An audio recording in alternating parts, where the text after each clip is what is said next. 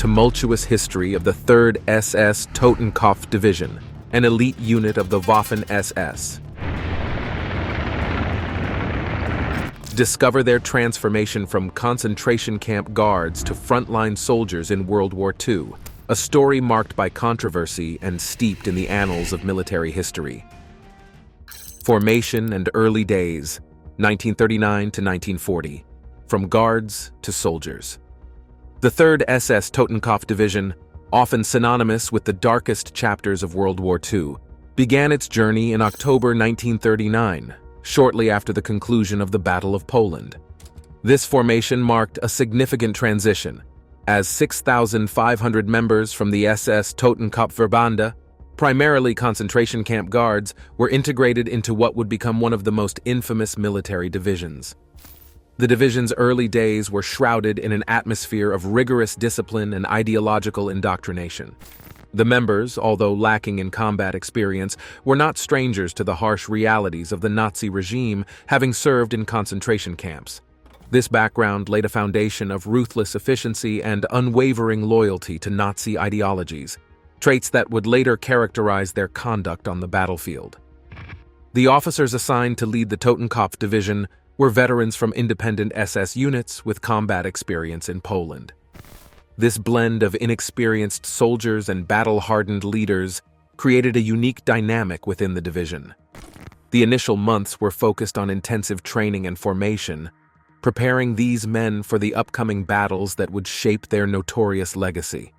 As the German war machine geared up for its next major campaign, the Totenkopf Division was earmarked to participate in the Battle of France. In May 1940, when Germany launched its attack against France, the division was initially held in reserve. It wasn't until May 16th that they were deployed to Belgium, joining the army group advancing through the Ardennes. Their mission was critical, yet straightforward: reinforce the spectacular progress being made by Erwin Rommel's 7th Panzer Division. The advance towards the Atlantic coast, aimed at isolating French and British forces northeast of the Somme, was where the Totenkopf Division first tasted combat. Engaged in fierce battles, sparked by French counterattacks, the division displayed a level of tenacity and brutality that began to define its combat style.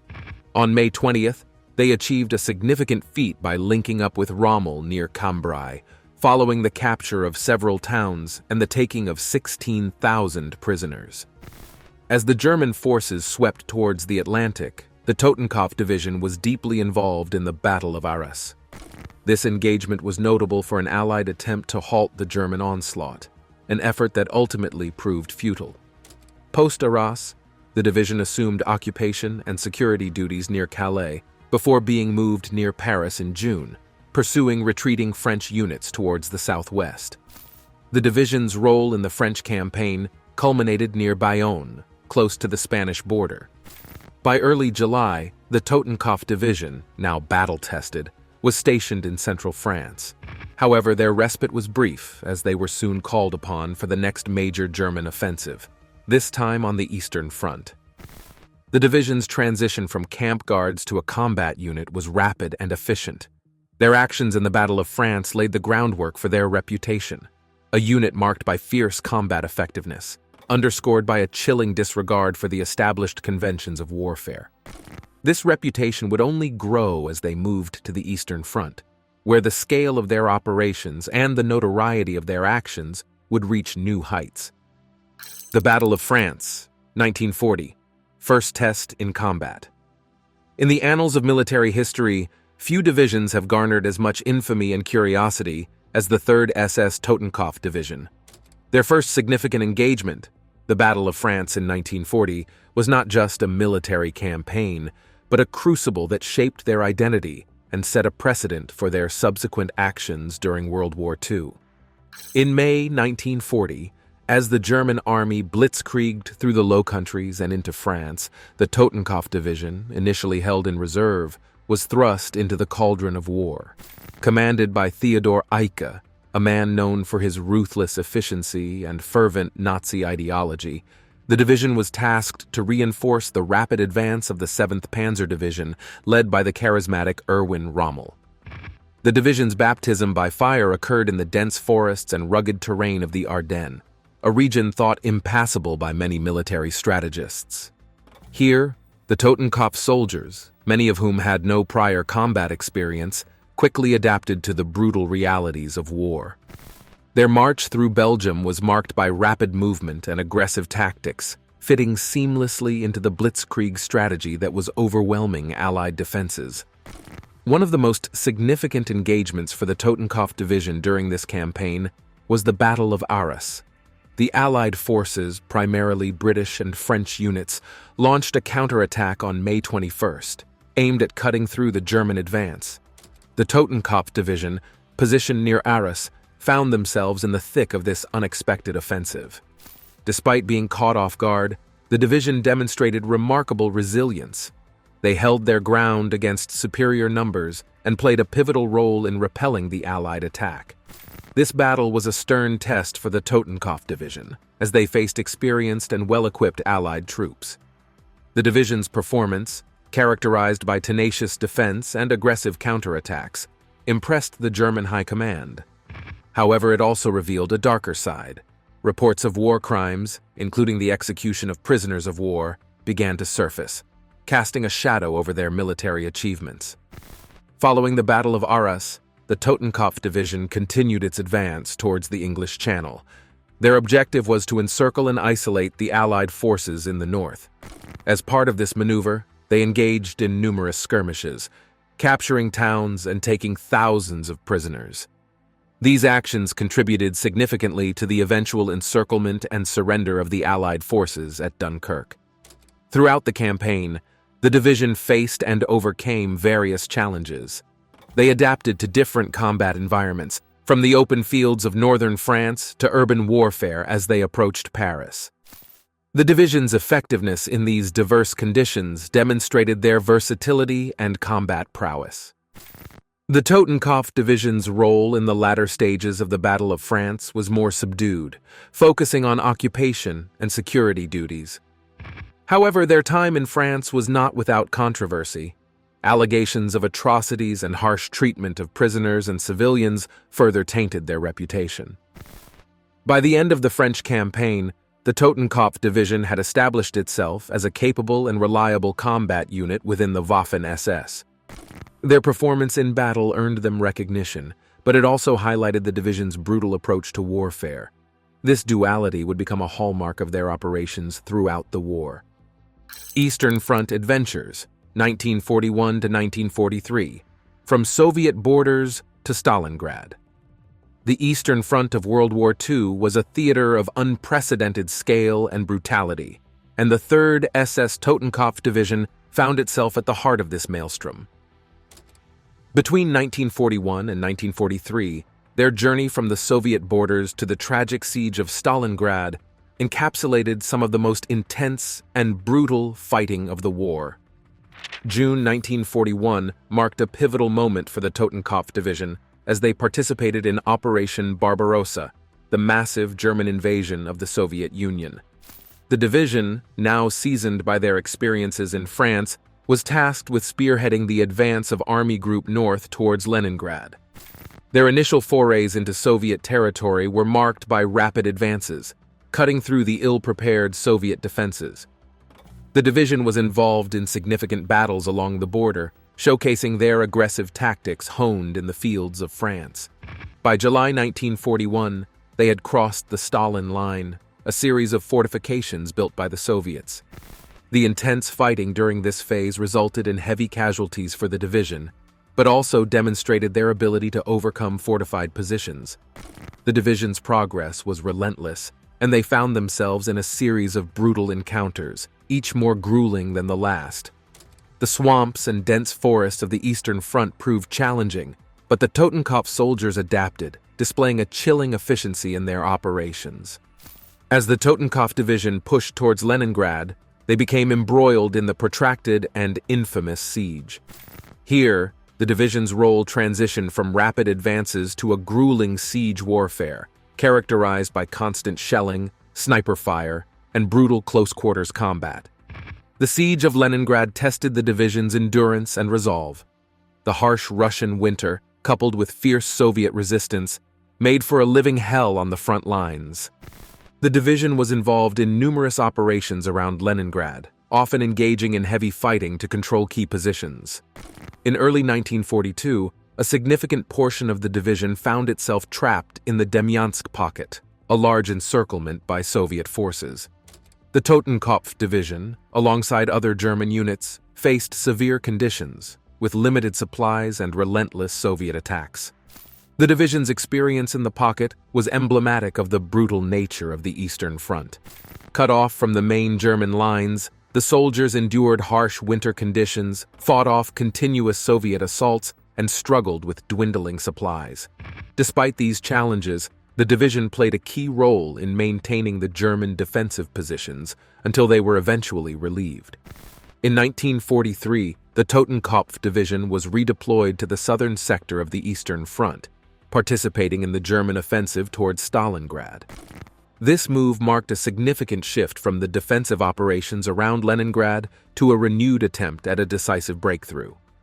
The division's march towards Stalingrad was characterized by fierce engagements against a resolute Soviet adversary.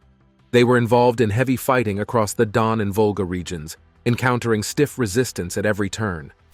The division's tactics, while effective, continued to be marred by allegations of war crimes and brutal treatment of Soviet POWs and civilians. The Battle of Stalingrad, one of the deadliest battles in human history, became the Totenkopf Division's most challenging and tragic engagement. As part of the Sixth Army, the division fought in the city's rubble-strewn streets, enduring a level of urban warfare that few soldiers were prepared for. The division, like the rest of the Sixth Army, was eventually encircled by a massive Soviet counteroffensive. The Demyansk Pocket, 1942. Encirclement and Survival. The Demyansk Pocket stands as one of the most harrowing episodes in the saga of the 3rd SS Totenkopf Division during World War II. In early 1942, this segment of the Eastern Front transformed into a brutal theater of encirclement and survival, illustrating both the resilience and the desperation of the trapped German forces. The Demyansk Pocket was formed in January 1942, when Soviet forces encircled about 100,000 German troops, including elements of the Totenkopf Division, near the town of Demyansk, south of Leningrad. This encirclement was part of the Soviet winter counteroffensive following their victory at Moscow. The German troops, surprised by the Soviet maneuver, found themselves cut off from the main forces and supply lines. The Totenkopf Division, under these circumstances, faced a daunting challenge. The harsh Russian winter exacerbated their predicament, with temperatures plummeting to -30 degrees Celsius. The soldiers were not only fighting against a numerically superior enemy, but also against the brutal elements. Life in the Demyansk Pocket was a daily struggle for survival. The encircled German troops had to contend with limited supplies of food, ammunition, and medical resources. Airdrops were the only means of resupply, but these were often insufficient and unreliable due to weather conditions and Soviet air superiority. The Totenkopf Division, despite these challenges, played a crucial role in the defense of the pocket. Their experience in harsh conditions and their disciplined training helped them endure the siege. They constructed extensive fortifications and conducted numerous counterattacks to disrupt Soviet attempts to crush the pocket. Amidst the desperate conditions, the division's command structure proved effective. Despite being surrounded and outgunned, the German troops, including the Totenkopf soldiers, displayed a remarkable level of organization and resilience. They managed to maintain a defensive perimeter, repelling Soviet attacks with a tenacity that surprised both their enemies and their allies. The prolonged encirclement took a significant toll on the soldiers' morale. Many were plagued by frostbite, hunger, and disease. The psychological strain of continuous combat, isolation, and the uncertainty of survival weighed heavily on the troops. Despite these hardships, instances of courage and camaraderie emerged, as soldiers supported each other in the face of adversity. The Totenkopf Division, known for their discipline and ideological commitment, maintained a high level of combat effectiveness throughout the siege. However, their reputation was further marred by allegations of war crimes during this period, adding a dark chapter to their history. In April 1942, after nearly 2 months of encirclement, a German relief operation, codenamed Operation Breakthrough, was launched. The objective was to reopen a land corridor to the encircled troops. The operation was a complex undertaking, involving coordinated attacks from both the encircled forces and the relieving troops. The Totenkopf Division played a significant role in this operation. Their attacks, launched from within the pocket, were instrumental in tying down Soviet forces and aiding the advance of the relief troops. After fierce fighting, a corridor was finally opened, and the encircled troops were relieved. The Totenkopf Division, though weakened, emerged from the pocket with a reputation of resilience under extreme conditions. The relief of the Demyansk pocket was a tactical success for the German army, but it came at a high cost. The division suffered heavy casualties and was significantly depleted in terms of manpower and equipment. The experience in the pocket left an indelible mark on the soldiers who survived. Transformation and Reinforcement, 1942 to 1943. From Infantry to Armored Might. The years 1942 to 1943 marked a period of significant transformation for the 3rd SS Totenkopf Division, a transition that saw it evolve from a primarily infantry force to a formidable armored unit. This metamorphosis was not just a change in equipment and tactics, but also a strategic shift reflecting the evolving nature of warfare on the Eastern Front. After the harrowing experiences in the Demyansk pocket and the subsequent battles, the Totenkopf Division was in dire need of replenishment and reorganization. The division's ranks, depleted by casualties and the rigors of continuous combat, were replenished with new recruits. These fresh soldiers, while enthusiastic, lacked the combat experience of their predecessors, necessitating a period of intensive training and integration. The reorganization of the division also included its transformation into a Panzer Grenadier Division, a hybrid force equipped with a mix of armored vehicles and mechanized infantry. This transformation was a part of the larger German strategy to bolster their armored forces, which had proven essential in mobile warfare. The transformation involved equipping the division with tanks, armored personnel carriers, and self-propelled guns. The most notable addition to their arsenal was the formidable Tiger I tank, which provided the division with a significant boost in firepower and armor protection. The integration of these armored assets required the division to adapt its tactics and develop new operational doctrines suited for combined arms warfare. Training for this new mode of warfare was rigorous. The division's soldiers were schooled in the tactics of armored warfare, learning to coordinate infantry, tanks, and artillery in a cohesive and effective manner. This training was not just about mastering equipment, but also about developing a mindset suited for the fast-paced and dynamic nature of tank battles. The transformation of the Totenkopf Division reflected the changing realities of the Eastern Front. As the war progressed, the front lines became more fluid, and the ability to conduct rapid, armored thrusts became increasingly important.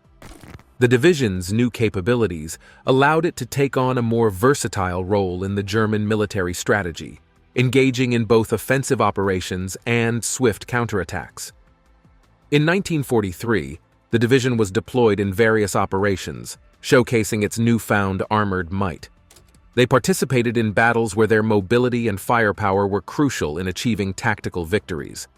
The division's tanks, particularly the Tiger I, proved effective in engaging enemy armor and fortifications, although they also faced challenges such as mechanical reliability and logistical support.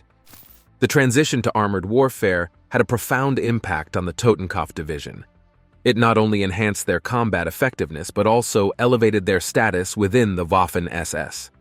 The division, now equipped with some of the best military hardware available, was often deployed in critical sectors of the front, entrusted with key roles in German military operations. However, this transition was not without its difficulties. The complexity of maintaining and operating a mechanized force presented logistical challenges, particularly in the harsh conditions of the Eastern Front. Additionally, the introduction of new equipment and tactics required ongoing adaptation and learning, even as the division faced the relentless pressures of combat. By the end of 1943, The Totenkopf division had firmly established itself as a potent armored force. Its journey from an infantry unit to an armored powerhouse reflected the broader evolution of German military strategy in response to the demands of the Eastern Front. This transformation, however, also highlighted the division's dual nature. While their enhanced capabilities allowed them to achieve significant military successes, their reputation continued to be marred by accusations of war crimes and atrocities. The division's prowess in battle was thus overshadowed by the darker aspects of their conduct. The Battle of Kursk, 1943, a turning point. The Battle of Kursk, fought in the summer of 1943, stands as one of the pivotal confrontations of World War II, and for the 3rd SS Totenkopf Division, it was a crucible that tested their new armored capabilities to the utmost. This engagement not only represented a turning point in the Eastern Front, but also underscored the transformation of the Totenkopf Division into a formidable Panzergrenadier force. The German High Command, seeking to regain the initiative on the Eastern Front, planned a massive offensive aimed at eliminating the Soviet salient around the city of Kursk. This operation, codenamed Citadel, intended to cut off and encircle a large number of Soviet troops. The Totenkopf Division, now equipped with a significant number of tanks, including the powerful Tiger Eyes, was to play a crucial role in this offensive. Assigned to the southern pincer of the Kursk salient, the Totenkopf Division was part of a formidable armored spearhead. Their mission was to break through the dense and deeply layered Soviet defenses. From the outset, the division faced a daunting task. The Soviets had prepared extensive fortifications, minefields, and anti-tank defenses, turning the Kursk salient into a veritable fortress. The battle commenced on July 5, 1943, with a massive artillery barrage followed by the German armored thrust. The Totenkopf Division, at the forefront of the attack, engaged in fierce combat from the get-go. Their Tiger tanks proved invaluable, able to withstand multiple hits while delivering punishing fire on Soviet armor and fortifications. However, the Soviet resistance was fierce and well-coordinated. The Red Army, having had ample warning of the German plans, was well prepared. The Totenkopf Division, despite their initial successes, found themselves bogged down by tenacious Soviet defenses and relentless counterattacks. As the battle progressed, the Totenkopf Division, along with the rest of the German forces, found themselves engaged in a brutal war of attrition. The vision of a swift breakthrough faded as the division was drawn into intense, close-quarter battles. The rolling hills and ravines of the Kursk region turned into a labyrinth of death, filled with burning tanks, shell craters, and the cacophony of unceasing combat. The division's infantry, working in tandem with their armored counterparts, fought desperately to seize and hold ground. The nature of the fighting was such that every meter gained was paid for in blood. The division's combat skills, honed in previous campaigns, were put to the test in this relentless environment. Despite their initial gains, the German offensive at Kursk soon stalled. The immense depth and strength of the Soviet defenses, coupled with effective Soviet strategic reserves, blunted the German attack. For the Totenkopf Division, this meant grueling attritional warfare without the prospect of a decisive breakthrough. The ferocity of the Soviet counterattacks, combined with the arrival of fresh Soviet armored formations, turned the tide against the German forces. The Totenkopf Division, along with the rest of the German units, was forced on the defensive, struggling to hold their positions against increasing Soviet pressure. The Battle of Kursk ended in early August, with the German forces withdrawing. For the Totenkopf Division, the battle was a costly endeavor. They had suffered heavy losses in both men and materiel, including a significant number of their prized Tiger tanks. The division's reputation as a formidable fighting force remained intact, but the aura of invincibility that had once surrounded the German armored units was shattered. The battle was a strategic defeat for Germany. It marked the last major offensive the Germans would launch on the Eastern Front. From Kursk onwards, the Wehrmacht would largely be on the defensive, retreating in the face of a resurgent Red Army. For the Totenkopf Division, Kursk was a testament to their evolution into a competent armored force. Yet, It also highlighted the limitations and challenges they faced in the latter half of the war. The battle's outcome shaped the division's subsequent deployments and played a significant role in their combat history, marking a turning point in both their story and the broader narrative of World War II.